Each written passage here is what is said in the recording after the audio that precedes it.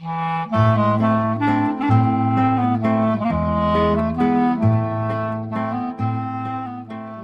to Couples Therapy in 7 Words.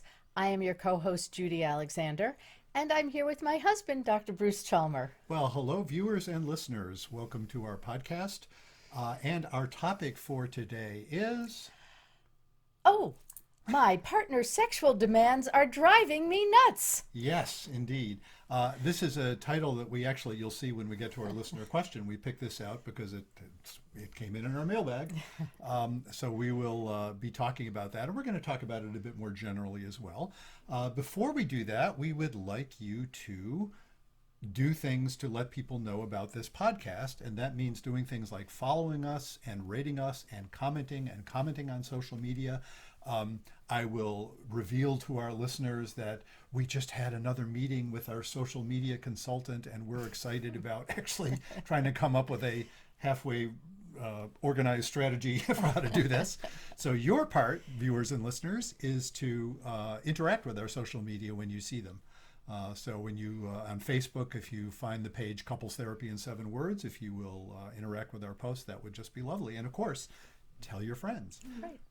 And the other thing we would like to put in a word for is my book, the title of which is Reigniting the Spark: Why Stable Relationships Lose Intimacy and How to Get It Back. And it's available anywhere books are sold. And, I've been noticing, why would I be surprised at this? I have been noticing that as our podcast viewership and listenership has been increasing, by golly, so have the sales of the book. Isn't that nice? So, not a surprise. So thank you.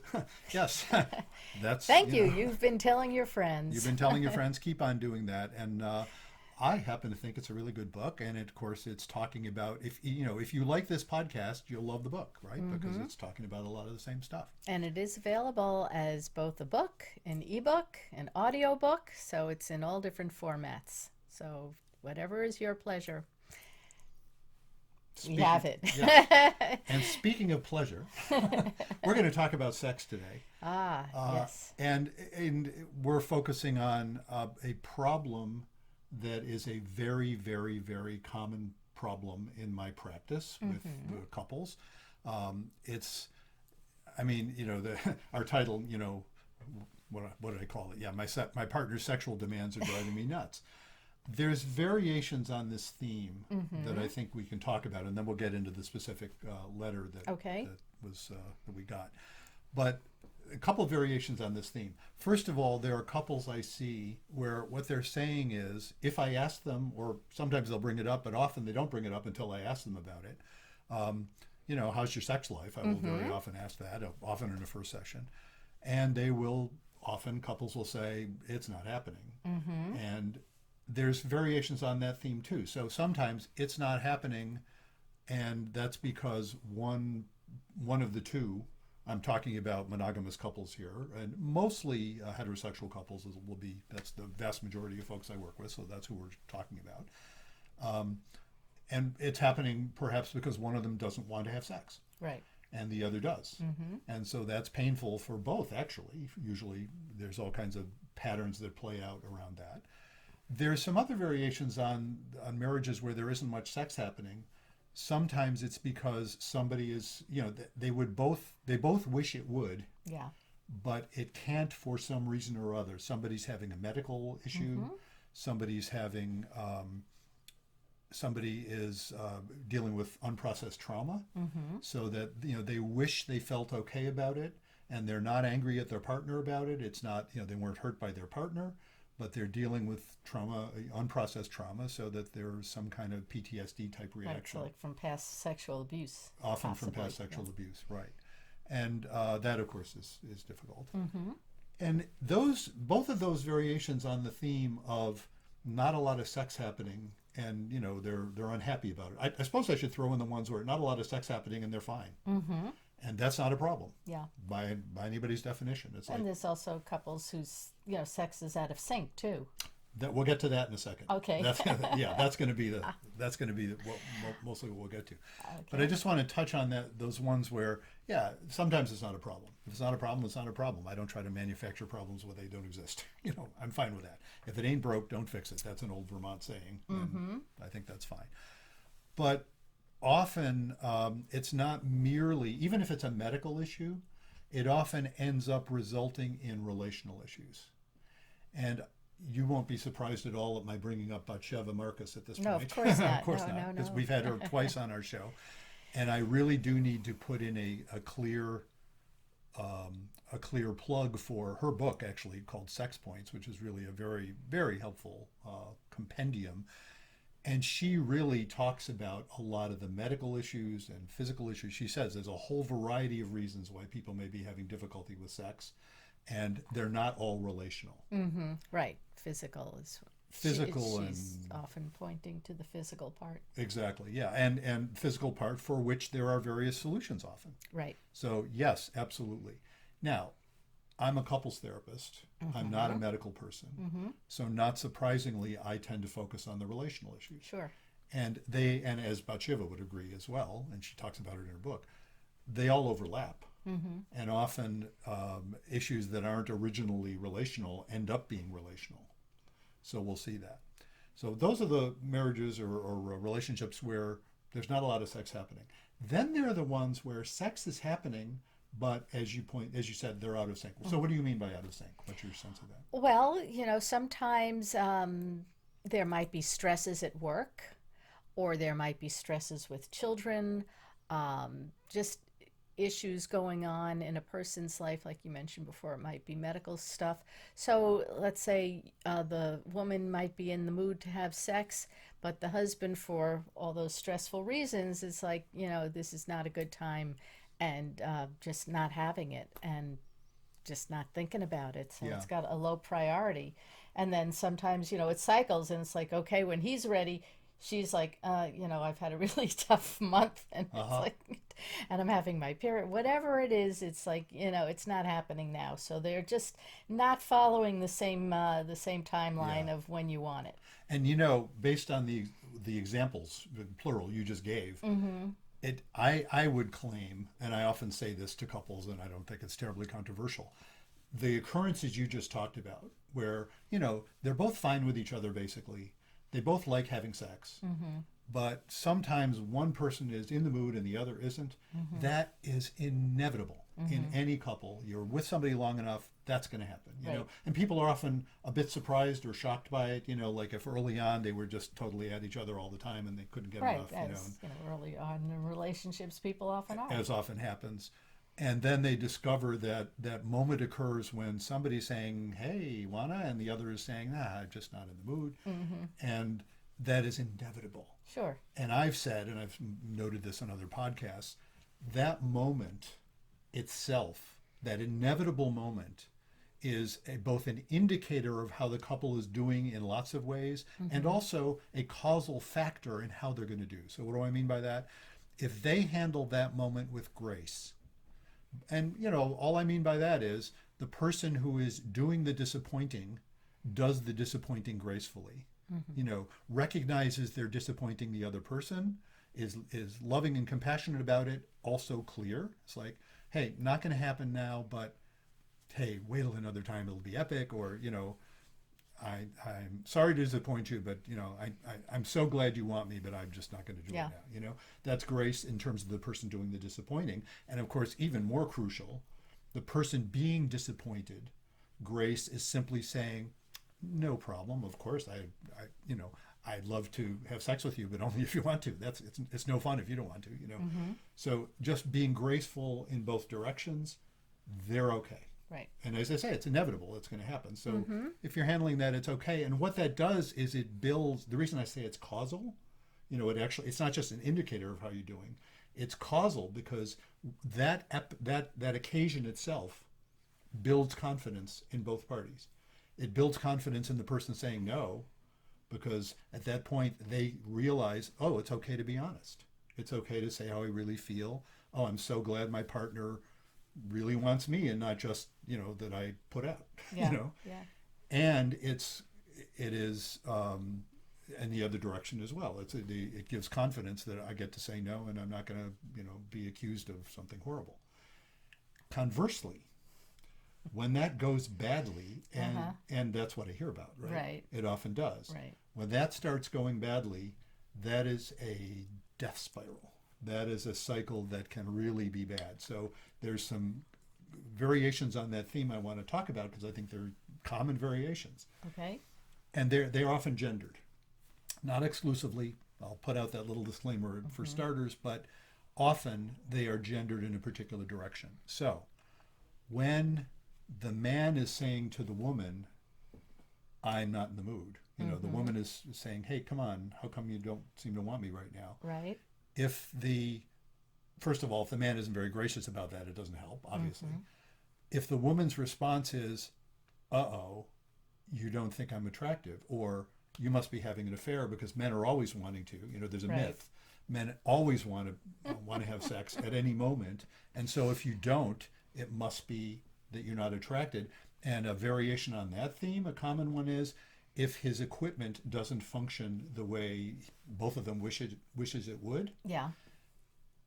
I said would. Ha ha ha. Sorry. See, this brings out my inner my inner You're middle school kid. Everything, I've said this to couples before. When you're talking about sex, everything becomes a double entendre. Right. You can't help it. Anyway, when his equipment is not functioning the way they wish it would. He said would. He said would. Ha ha. Then the problem is if she takes that personally, Right. if she says, what's the matter? I guess you're not really attracted to me. Oh my God, that is forwarding that death spiral. Because then what happens for him is anxiety. Right. And anxiety is the buzz killer of all buzz killers.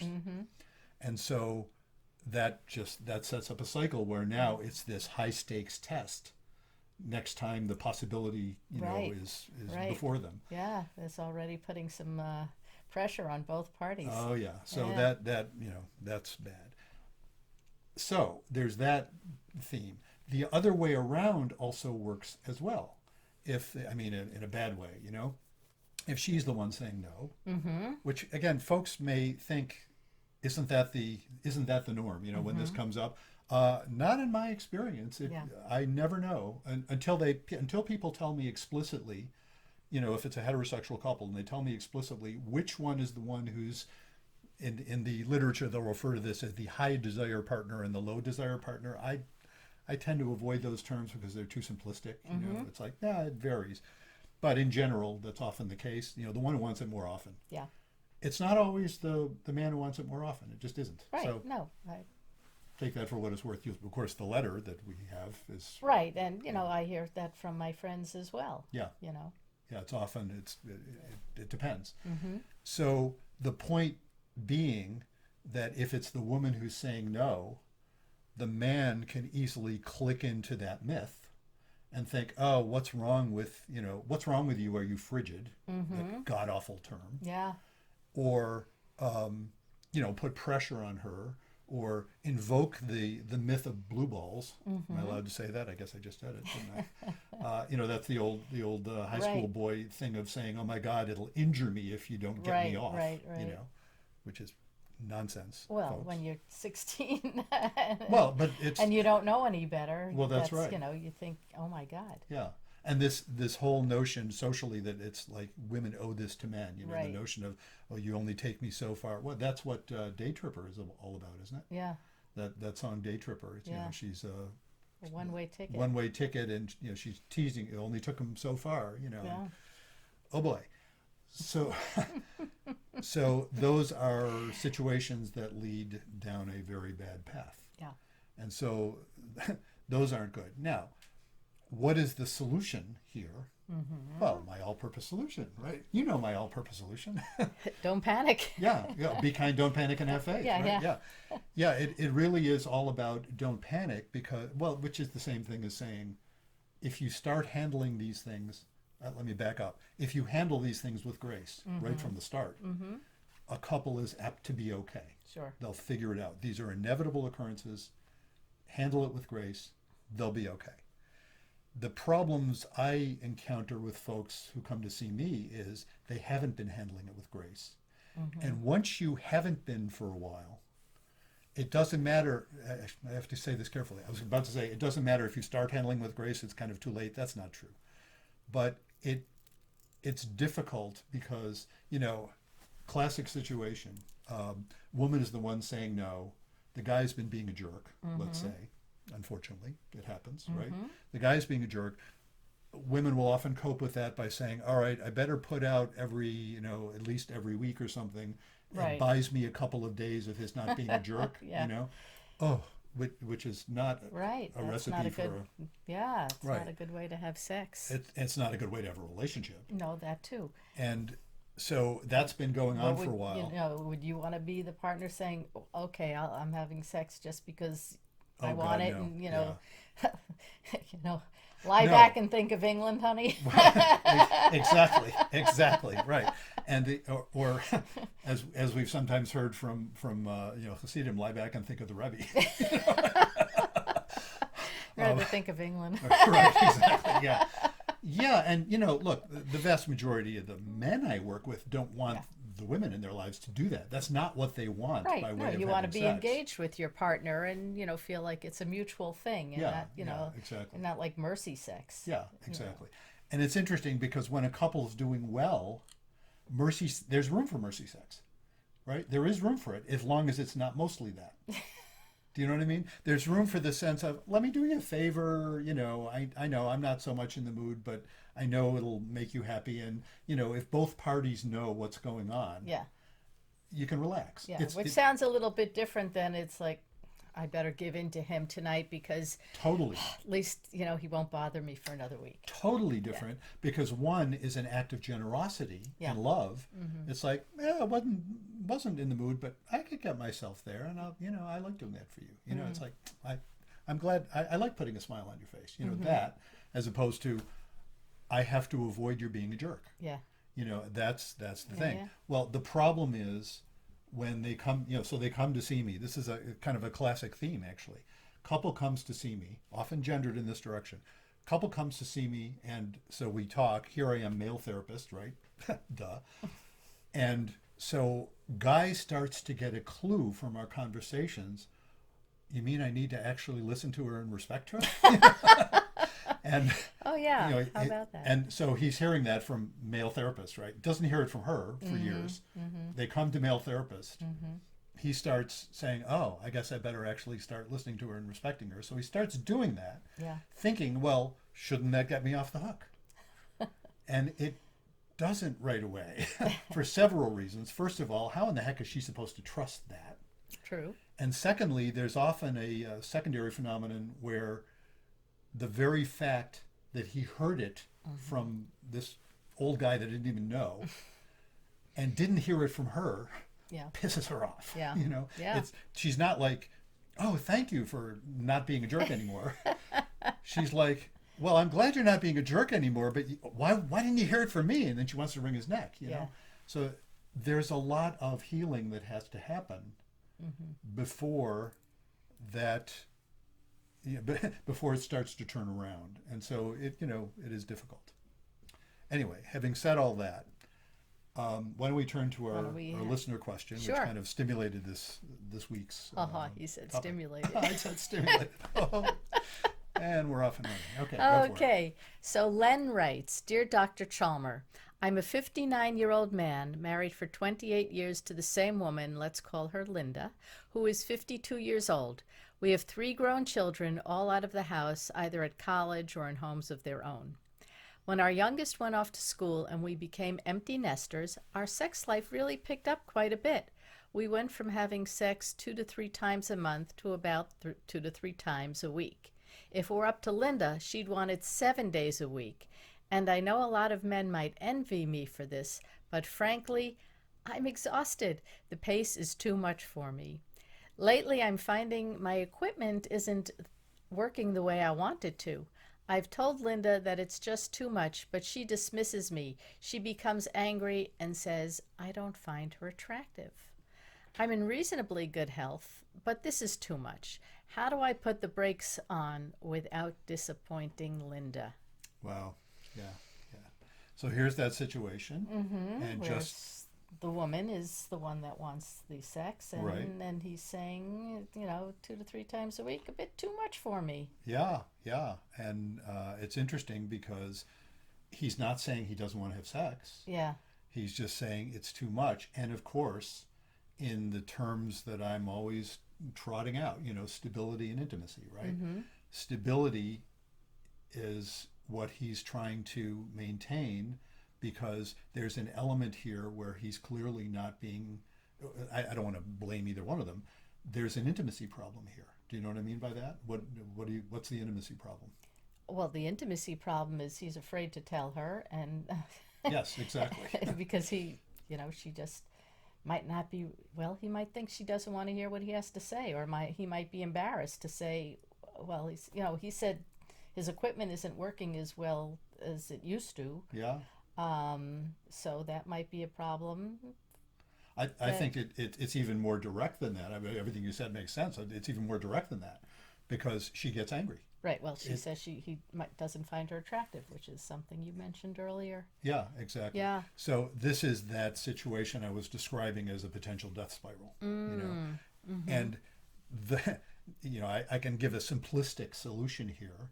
The simplistic solution is intimate communication, which is to say he needs to be honest, Yeah. even if she's angry. Right. He needs to risk her displeasure, not because he's being a jerk, the opposite of that. Right. He needs to respect her concerns, but he needs to address them clearly. Mm-hmm. And that means rocking the boat. That means risking stability for the sake of intimacy.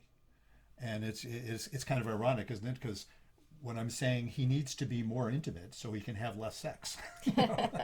That's true. So he can have sex he can have sex with the kind of frequency that he'll be happy with. But he might also want to go for a physical appointment too.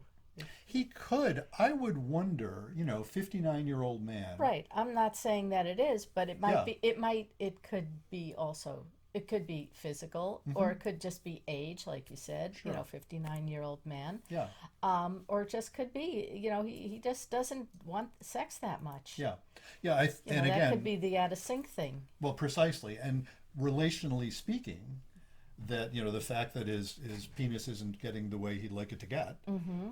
relationally speaking, that's, of course, there could be physical issues around that. There could be just, Right, but it could be the pressure too. It could be the it's pressure, like, exactly. oh man, I got to perform again Yeah. tonight. Yeah. Or she'll be angry and think I'm not attracted, which is unfortunately a very unattractive Right. attitude. Or the thing you said earlier was, if he doesn't want it, maybe he's having an affair and he's having sex someplace else. Which is a very common fear, Yeah.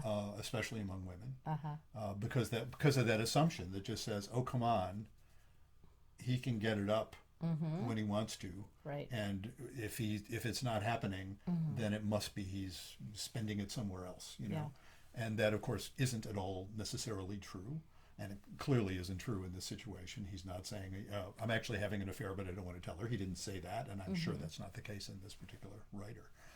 But So there's also something else that Linda could be doing. yeah, She could be self-pleasuring on those nights when, Yes. Len doesn't feel like performing. And, that's not something that he wrote in the letter, so I don't know where that fits into the equation. But that's something that you can consider, Len, telling her, is that, that I'm okay with your, getting yourself a little toy or two or three or 4. Mm-hmm.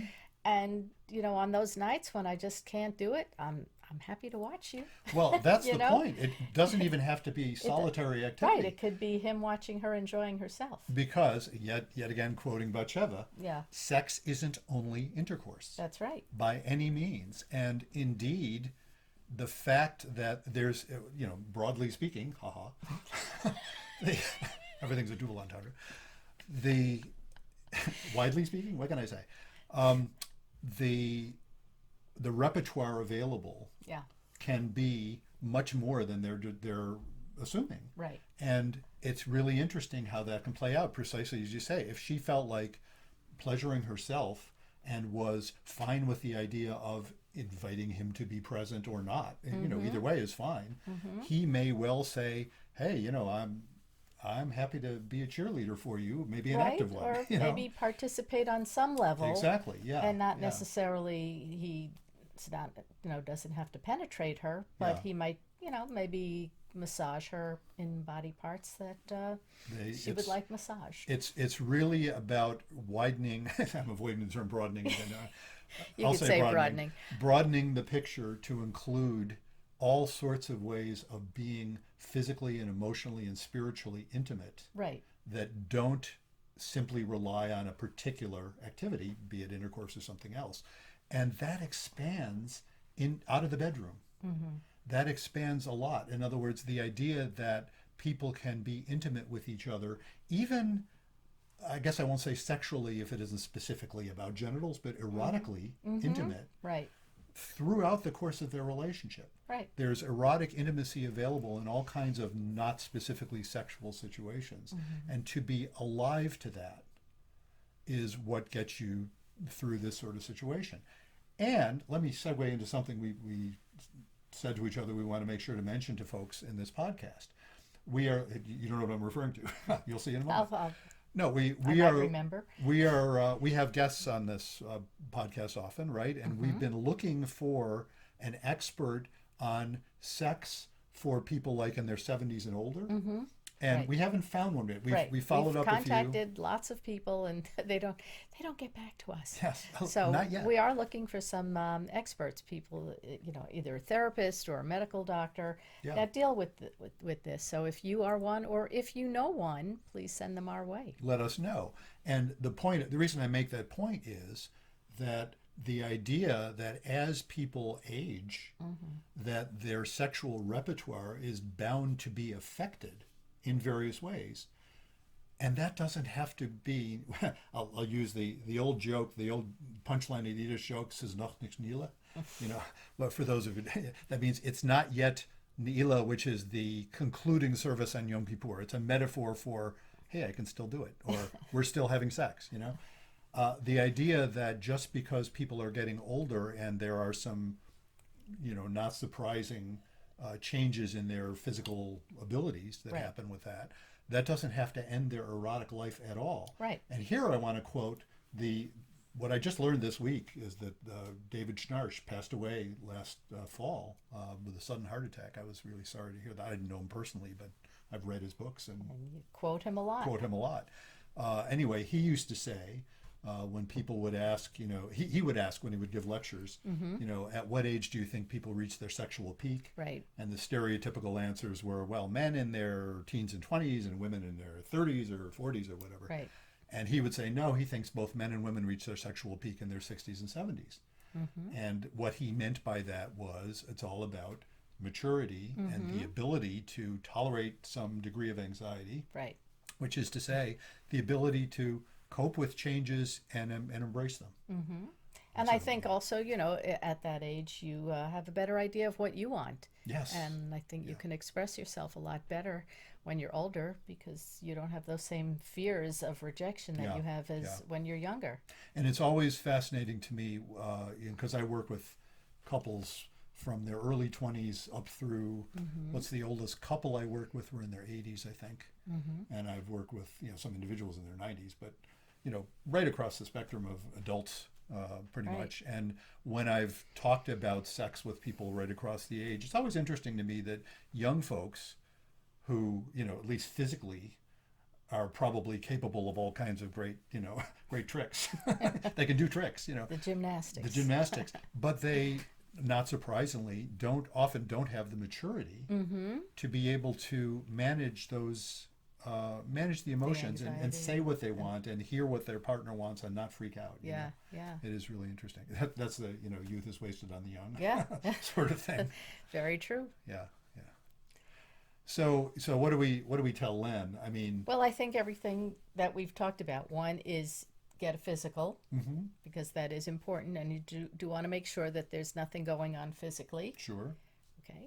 Two is have an honest conversation with Linda as to what your wants and needs are and desires. Three, let her know that if you can't fulfill all of her needs by you physically, that you're not opposed to her finding ways of her pleasuring herself, and that could include you in Yeah, there. yeah. So and more generally, having intimate conversations. Mm-hmm. He needs to be able to risk actually having intimate conversations. Now, I would be remiss as a couples therapist if I didn't add to that. Mm-hmm. You might want to have a therapist help you out on that. Mm-hmm. That would be something that a therapist can be couples therapist can be very helpful with. Sure, and it might just be 1 or 2 times going to a therapist just so that you can articulate what that Len can articulate what he needs to say, because sometimes you don't have the language to do it yourself. Exactly. And it does help to have a therapist there. Yeah, very true. So, Len, I hope that helps you out. And let us know how you're doing. Yes, do indeed. Good luck, Linda. Yeah, right, exactly. Yes, that's where we're pulling for you both, so to speak. There it is. Okay, so if you have, we mentioned already, we are specifically looking for some people to talk about, some expert type folks. Right, that we'd like to interview for our show. About, especially we're looking for that topic about sexual issues for folks who are older. Mm-hmm. But anything else as well, please let us know. You can do that by emailing us. My email address, bruce@brucechalmer.com. You can visit brucechalmer.com, and when you do that, if you navigate over to the podcast tab, you'll find all of our old episodes, and there's also a way that you can sign up to be interviewed there as well. And if you have your own questions, such as Len and some of our other listeners that we've had in the past, same place. Email us at bruce@brucechalmer.com or the website brucechalmer.com. So I also want to mention in terms of the that consultation we did with our social media person, mm-hmm. I want to put in a word for our Facebook page, Couples Therapy in 7 Words. We've been a bit fragmented about where we've been posting things. I have a professional page, and we had a page called Ask Dr. Chalmer. We're consolidating all that now toward Couples Therapy in 7 Words. That's our brand. So please look for that Facebook page, mm-hmm. and like it. And like it, and engage with it. Share it. All of the above. And let's put in another word for my book, Reigniting the Spark, Why Stable Relationships Lose Intimacy and How to Get It Back. And in keeping with the topic that we've been talking about today, there is a whole chapter in there called Sex, Good Sex, and Sacred Sex, that's right. where I do talk about some of these issues. Actually, a lot of the book talks about a lot of the issues that are related to that. So mm-hmm. if you have any interest in that, please get that book. Right. And then review us and do all the things people do with books to let people know about that as well. And so, until next time, remember, be kind, don't panic, and have faith.